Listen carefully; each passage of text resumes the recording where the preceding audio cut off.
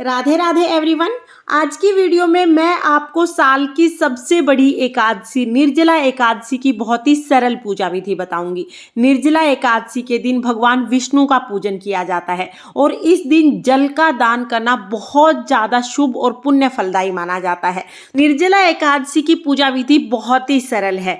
निर्जला एकादशी के दिन सुबह सुबह स्नान आदि करके स्वच्छ वस्त्र धारण कर लें, साफ सुथरे धुले हुए कपड़े पहने। उसके बाद हमें चौकी लगानी है। देखिए, आप चाहें तो आप अपने घर के आंगन में या घर के मंदिर में कहीं पर भी चौकी लगा सकते हैं, और आप चाहें तो आप जहां पर रोजाना अपने घर के मंदिर में पूजा करते हैं वहां भी निर्जला एकादशी की पूजा कर सकते हैं। तो आपकी इच्छा है, आप चाहें तो चौकी लगा लीजिए, नहीं तो घर के मंदिर में आप पूजा कर लीजिए। सबसे पहले मैंने यहाँ पर चौकी लगा ली है। चौकी पर मैं पीले रंग का वस्त्र बिछा लूंगी।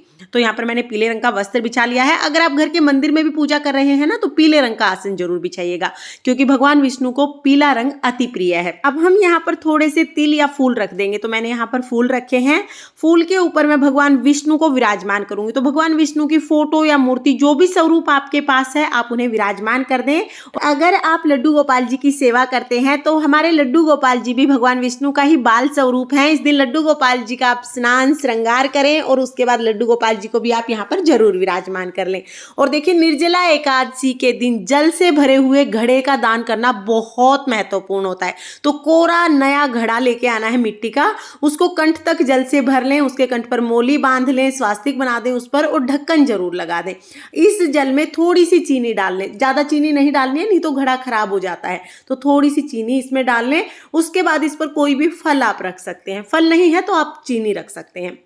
तो यहाँ पर मैंने खरबूजा रख दिया है, खरबूजा या आम आप रख सकते हैं। इस तरह से हमें घड़ा तैयार करना है। अब हम थोड़े से फूलों का आसन देकर यहाँ पर गणेश जी को विराजमान करेंगे। तो मैंने यहाँ पर सुपारी से बने हुए गणेश जी लिए हैं। आप सुपारी से बने हुए गणेश जी ले सकते हैं या गणेश जी की मूर्ति या फोटो भी ले सकते हैं।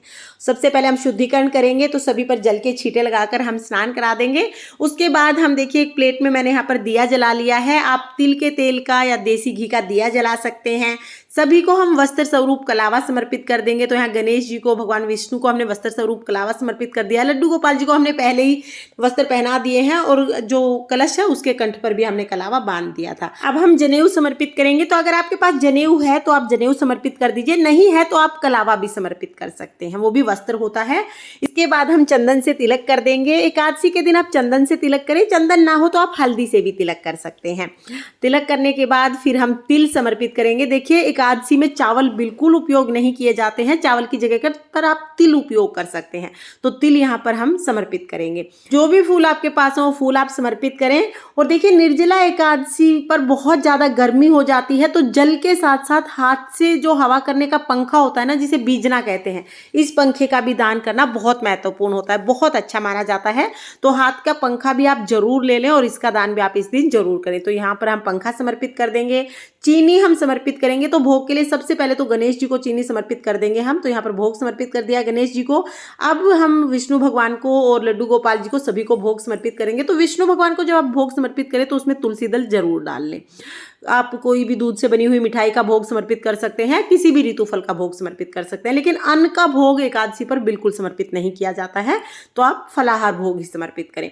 और भगवान विष्णु को तुलसी दल आप अवश्य समर्पित करें। और तुलसी हमें एकादशी के दिन नहीं तोड़नी है, एक दिन पहले ही तोड़ के रख लें। तो तुलसी आप जरूर समर्पित करें। उसके साथ ही हम यहाँ पर दक्षिणा समर्पित करेंगे, क्योंकि दक्षिणा पूजा में रही कमियों को पूरा करती है। इसके बाद हम धूप दीप से भगवान विष्णु का पूजन करेंगे और फिर हमें कथा सुननी है। तो कथा सुनने के लिए हम एक लोटा जल ले लेंगे। तो जल समर्पित हमने कर दिया है यहाँ पर, और अपने सीधे हाथ में हम फूल ले लेंगे। हाथ में फूल लेकर अब हम निर्जला एकादशी की व्रत कथा सुनेंगे। निर्जला एकादशी की व्रत कथा का वीडियो आपको मेरे चैनल पर मिल जाएगा, लिंक मैं आपको डिस्क्रिप्शन में दे दूंगी, आप वहां से देख लेना। क्योंकि यहीं पर अब मैं कथा सुनाऊंगी तो वीडियो फिर बहुत लंबा हो जाएगा, इसलिए वीडियो को अलग कर दिया है। तो यहाँ पर देखिए, जैसे ही आप कथा सुनेंगे, कथा पूर्ण होने के बाद जो हाथ में हमने फूल लिए हैं ना, वो हम भगवान विष्णु के चरणों में समर्पित कर देंगे। इस तरह से हमारी निर्जला एकादशी की कथा पूर्ण हो जाएगी। कथा सुनने के बाद फिर हमें आरती करनी है। तो देखिए, आप चाहें तो आप कपूर आरती कर सकते हैं, आप चाहें तो जो दिया आपने जलाया है उससे भी आप आरती कर सकते हैं। यहाँ पर हम गणेश जी की आरती करेंगे, भगवान विष्णु की आरती करेंगे। बहुत ही प्रेम पूर्वक आरती करने के बाद हाथ जोड़कर भगवान विष्णु से पूजा में रही कमियों के लिए क्षमा याचना करेंगे और अपनी मनोकामनाओं को पूर्ण करने के लिए प्रार्थना करेंगे। इस तरह से हमें निर्जला एकादशी के दिन पूजा करनी है। पूजा के बाद जो जल का लोटा है ये हम सूर्य देवता को अर्घ दे देंगे। सुबह सुबह हम ये पूजन करेंगे तो सुबह सुबह हम ये सूर्य देवता को अर्घ दे देंगे। उसके बाद देखिए, जो भी हमने भोग प्रसाद चढ़ाया है, जो हमने पंखा चढ़ाया है और जो दक्षिणा, चीनी और घड़ा, जो मटका हमने लिया है, ये सभी चीज़ें हमें दान करनी है। तो पूजा के कुछ समय बाद ही आप ये सारी चीज़ें दान कर सकते हैं। निर्जला एकादशी के दिन जल से भरा हुआ घड़ा आप जरूर दान करें। और ये ध्यान रखें कि जब आप इस घड़े को जल से भरें ना, तो 2-4 दाने चीनी के डालें, बाकी चीनी आप वैसे दान कर दें, क्योंकि सारी चीनी अगर आप ज़्यादा इसमें डाल देंगे ना तो मटका खराब हो जाता है। पूजा के बाद ये मटका और ये सारी चीज़ें हम दान कर देंगे।